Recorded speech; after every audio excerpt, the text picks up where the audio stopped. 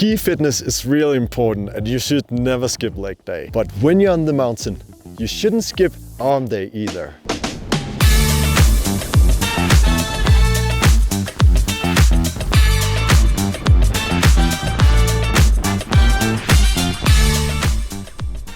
Hi, my name is Janus Hecht and I'm a professional ski instructor and examiner in the Danish ski school. In today's lesson, I'm going to teach you how to use your arms to improve your athletic stance and balance.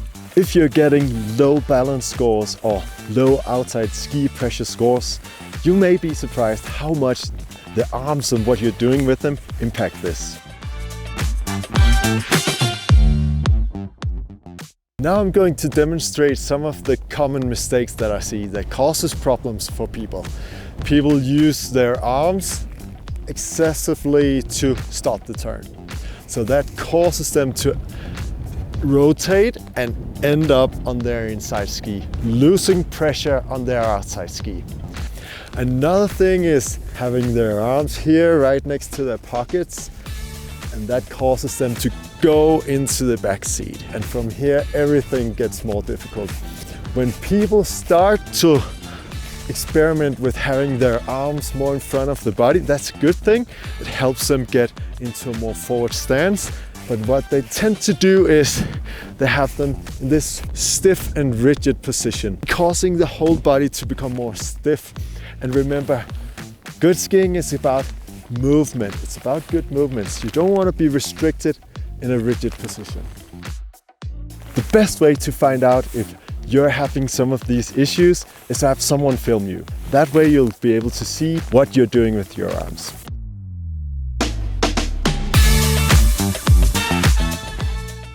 Wherever you are, I want you to try this. Raise your arms. And you may feel how that engages your core, tightens up your core. And that will really help you get a stable upper body, allowing your legs to move more freely and efficient. And when you meet challenges in the terrain, you'll be better able to adjust and overcome these challenges and stay in better balance. In many sports, you'll find this ready position like a goalkeeper in soccer or a tennis player ready to receive the ball. And it's part of a universal athletic stance that we also have in skiing. A good way to check if your hands and arms are in the right zone is to look straight ahead, raise your hands up, and when they are in your periphery, they're in the right zone.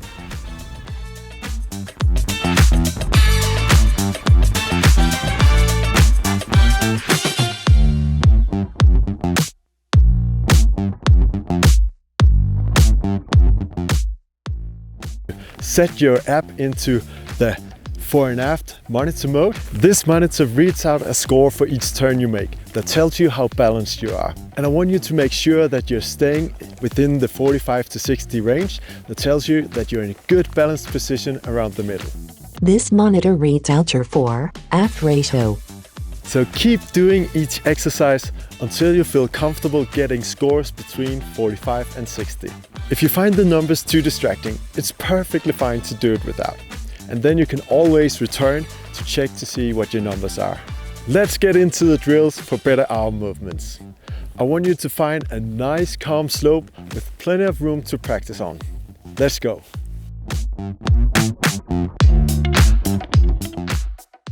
The first drill is hands on hips. What this helps us with is keeping our upper body stable and our arms fixated here so they don't move around and doing all sorts of things that disturbs our balance. Place your hands on your hips. Don't want you to place them on the soft part here, but on the bony part on top of your hips. All right, so here, and keep your upper body as stable as you can. Try 50, to stay as much as possible 53, in the middle of the ski 51, and get those 45 to 60 49, scores. 46, just keep turning as you do this exercise. 52. If you don't want to leave your pose, here's a variation that you can do instead. Holding them like this.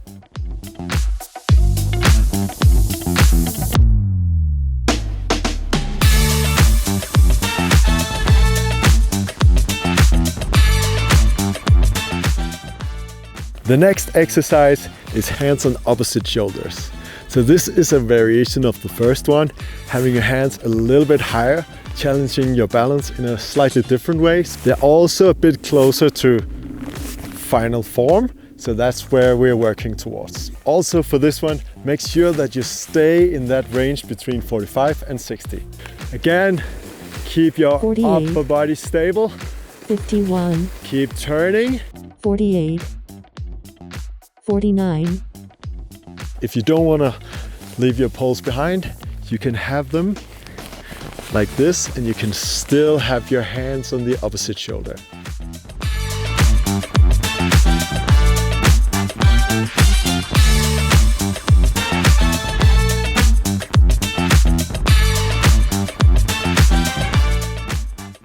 For the next exercise, you need your poles again. So what I want you to do is to grab your poles like this with an overhand grip. Have them in front of your body, just within your peripheral side here, and shoulder width apart and with slightly bent joints. In this one as well, make sure you stay in the range between 45 and 60 in your balance scores. So keep them here in front of your body, 51, shoulder width apart, and 47, 59, try to keep them stable in front of your 48, body. You don't want to have your arms going like this. You want to have them in front of your body in this good position here, and keep the poles within your periphery side.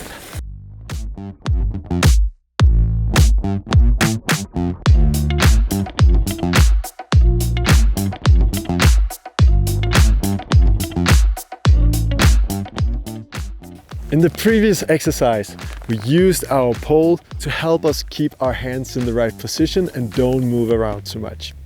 We're getting closer to final form now, so we'll lose the pole and we'll keep our hands in the same good position in front of our body, in this ready and steady position.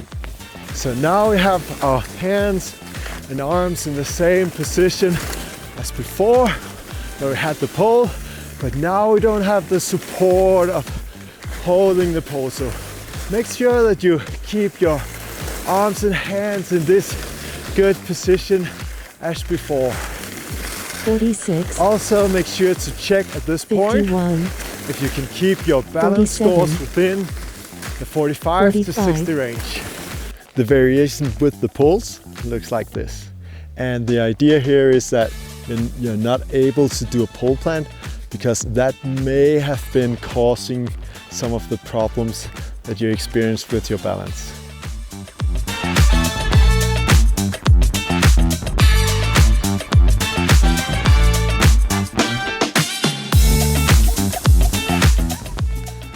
So I hope you enjoyed today's lesson.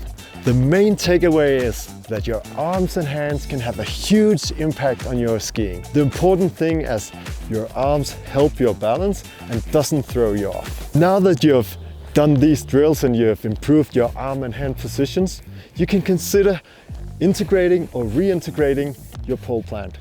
But that'll be a topic for another lesson. At this point, you can have someone film you again. And you may notice that not only are you skiing with more balance and control, you also look better, and now you'll be turning heads for the right reasons. I hope you enjoyed today's lesson, and I'll see you in the next one.